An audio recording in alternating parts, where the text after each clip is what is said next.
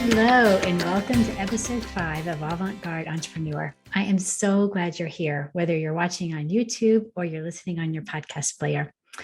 In episode 4, I talked about overcoming overwhelm, and it's a very real part of life as a social entrepreneur.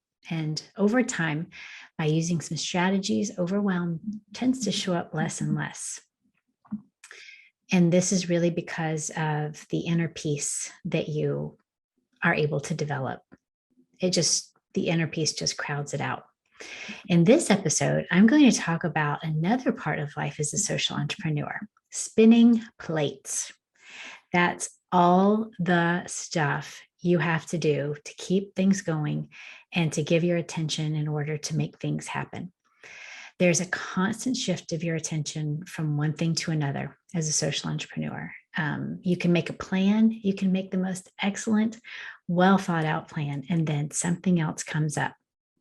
So whether that's you get an email from your best customer who's having a service issue, you get a call from a new customer you presented a few months ago and they're actually ready to get started.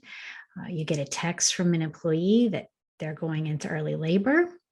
You hear a loud clamoring noise from the warehouse, signaling an equipment breakdown. And the whole plan that you've created just shifts or goes into the trash altogether. There's a cartoon of this guy in a suit, and he's kind of like a guy you might imagine from the US in the 1950s or 60s. He's holding a stick in one of his hands, and on top of the stick is a round plate, something like that you might eat off of. And the plate is actually balancing on the stick, but the only way for the plate to stay on the stick and not fall off is for it to spin. So the guy's got to keep the plate spinning because the energy of motion is really, what keeps it from falling off. So the guy's just got this plate that's spinning. And in the cartoon, the guy looks completely exasperated. He's sweating. Looks like his hair's sticking out and some of it's falling out. His tie's crooked. He's hopping from foot to foot, a little push here, a little push there, every adjustment just to keep the plate from crashing to the floor. So do you have this visual in your head? Now, imagine the same image with kind of like the shadows of 8 arms coming out of the same guy. 8 sticks, 8 plates spinning. This, my friend, is you. This is you. This is what it's like to be a social entrepreneur. And the reason I'm talking about this topic is really because I want you to know that you're not alone. It can feel like you are, but you're not alone. And the life of a social entrepreneur can feel very lonely, even when you're surrounded by people, even when you're surrounded by a great team, because no one truly knows what it's like to be in your head and in your heart. Why? Because no one has the extraordinary giftings that you have. There's a saying that knowledge is power. And the flip side of that saying is another one that says ignorance is bliss. And with your gifts comes much responsibility. You have lots of plates to spin. And your staff, your beneficiaries, your customers, most of your donors and investors, they have the bliss of ignorance. And I don't mean in the way of being not smart. I mean in the way of being unaware of the things that you have and the things that you navigate on a daily basis. My friend, I'm aware of your spinning plates, and all of your friends in the Avant-garde Entrepreneur tribe are as well. So though the kinds of plates we have are different and the number of plates that spin, they vary from person to person and from season to season. The common denominator is that we are all doing it. We are all making it happen against all the odds. So since we're doing it, spinning the plates, that is, how are we to be? How can we navigate how we are, how we show up, how we feel inside, how we live, so that we can still continue to feel some enjoyment and fulfillment versus dread, frustration, exasperation, or even worse, overwhelm. Today, I'm going to share some strategies for spinning plates. In episode 4, I talked about the difference between strategies and tactics. Tactics are, I guess you could say, a tactic is an immediate action that you can take to address an acute situation. And a strategy is more of a long-term plan or ways of being and doing that we intentionally choose. Now, both strategies and tactics are important. And it really just depends on where you are as to what you need most. So if you're feeling overwhelmed from the spinning plates, I encourage you to stop listening to this episode and go back and listen to episode 4. You don't need to listen to the whole episode, but about 6 minutes in, I start giving you 5 tactics that you can use to overcome overwhelm that comes from spinning plates. If you're ready for some strategizing about how to make this inevitable part of life as a social entrepreneur more enjoyable, just keep listening. So, number 1, divine timing. Recognize the divine forces of divine timing. It's rarely the same as our human timing. So whether that's a major life decision like finding a mate or a significant other or a husband or a wife, or whether it's achieving a goal, there's a much greater force at work than your humanness. There are people to align and experiences for you to have before it's the right time for that thing to happen. So, for example, let's say you want to launch a new product with this design that you've come up with and you feel really good about it. Then what happens? Your design software needs to be renewed. Let's say you get a notice from the government that the application that you thought was completely finished. Nope, they need more verification. The materials you need are on back order. The guy you buy your zippers from has gone home to his village. I mean, roadblock after roadblock. And you spin the plate and it stops. You spin it again. This cycle continues and your product is nowhere near launching. Then, out of the blue, this person approaches you and applies for a job as a designer. So you take a chance and you hire her. You invest time and energy. It takes a lot to get someone onboarded. We all know that, but you do it. And she takes your concept and turns it into something that you have never conceived of. I mean, we're talking about a major upgrade here. She can do things with that basic software package that you never had any idea it could do. And suddenly the materials are available. You don't need the zipper guy anymore because she's designed this creative closure that makes it so that you don't need the zippers. And then you launch and your brand recognition and sales skyrocket. Now, would sales have skyrocketed with your design? Probably not. Divine forces intervened to block you for your own good. Divine timing is way more powerful and way more than anything that you or I could either ask for or imagine. So the plate could be spinning slowly, very slowly for a long time before it's the right time and season. I've actually had goals that I've moved from quarter to quarter for 3 years, and it just seemed to never line up. And then I got to the point where I was just so tired of looking at it. I just took it off. I just took it off my list. And then a month later, it happens. So what do? I go back and I add it back to my goal list and I check it off. Yes, I'm shamelessly telling you that is what I have done, because it can be really frustrating when you just feel like you're just waiting on the timing and it's never the right time. Number 2, planning ahead. I hear a lot of people say that they work really well under pressure. But do they? Do you? I would say that if you're happy with an inner smile and you work independently and you feeling like you're in the flow, then probably yes, you probably do work well under pressure. But if you're in overwhelm, or you're emailing someone with a last minute question, or you're calling someone's name across the room and putting pressure on your team and your suppliers in any way, I mean, any way, then I'd say you don't work as well under pressure as you might think you do. Take a moment and look behind. So imagine you're in a boat, in a dinghy or a donghy, and you're sitting at the back of the boat with the throttle. You're near the engine with the throttle in your hand. And let's say you are full throttle, you've got it going as fast as you can. And because you're good like that, because you can do all these things. Well, you look back and what's in your wake? What crab traps are being disrupted? What stumps are moving? When you think about your employees, is anyone upset? Does anyone seem like they've maybe shut down the past few days? Their behavior has changed because maybe they're upset. They feel like they've disappointed you and they really wanted to make you happy, but you didn't exactly create the right environment for them to do that. It's important to look who's adrift and flailing just because you had a deadline to meet.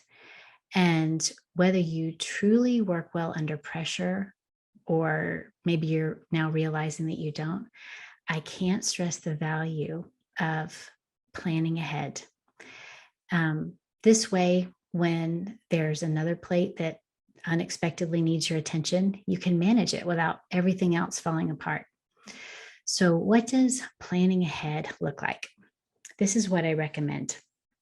Number one, self-directed deadlines.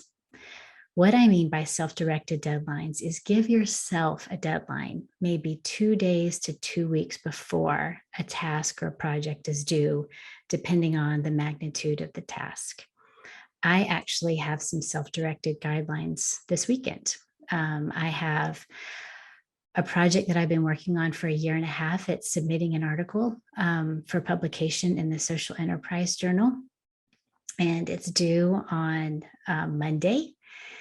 And I'd originally planned to finalize it starting the beginning of January, but then we made another strategic decision in one of my other companies, which meant that I had to shift everything around and move things a few months ahead in my other business.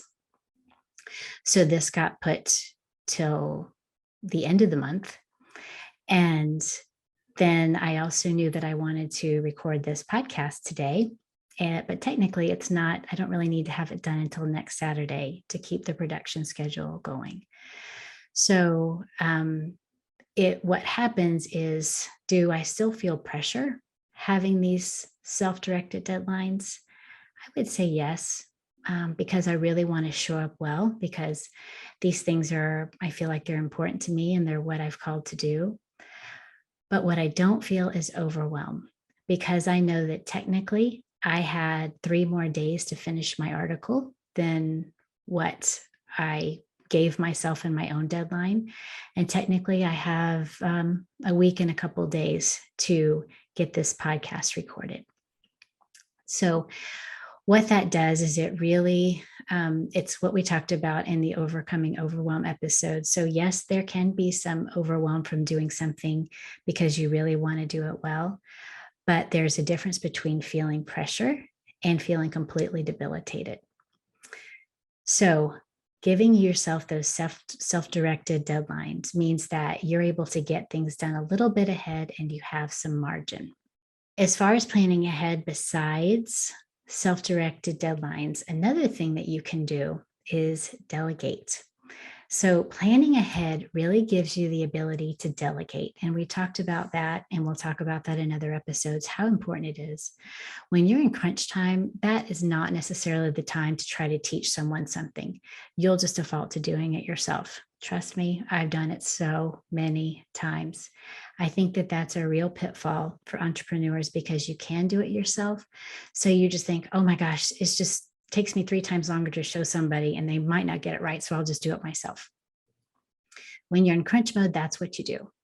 But if you've planned ahead, then you've planned your projects out and you have time to think of what's needed, who on your team could you train or could you have trained to do that. You get to enable someone else to live out their gifting through delegating, but it only works if you're planning ahead. And then the third thing is margin. I alluded to that a little earlier. Margin means giving yourself a little extra time in your schedule. So, what happens is it gives you time and space if something else comes in your path that you need to do, another plate needs your attention, then it gives you the ability to do that without completely derailing your entire plan. So, margin means that if you think something's going to take 15 minutes to do, give yourself 30 minutes. If you think it's going to take a half hour, give yourself an hour. And you'll find that you feel less pressure. You feel a little gratitude because you get something done a little quicker. You feel, and then it also makes it so that if something else, another plate comes in your way, then you're able to just take that too, and then move on to the next thing that's on your list. Number 3, setting boundaries. There is a saying that your failure to prepare does not constitute an emergency on my part. Oh my gosh, it can be so easy and so frustrating to allow yourself to be whipsawed by other people, by the demands of others who don't plan, who don't think ahead. People who don't create a plan create a lot of spinning plates for you if you let them. And it doesn't happen overnight, but you can train people by setting your own boundaries and by respecting theirs.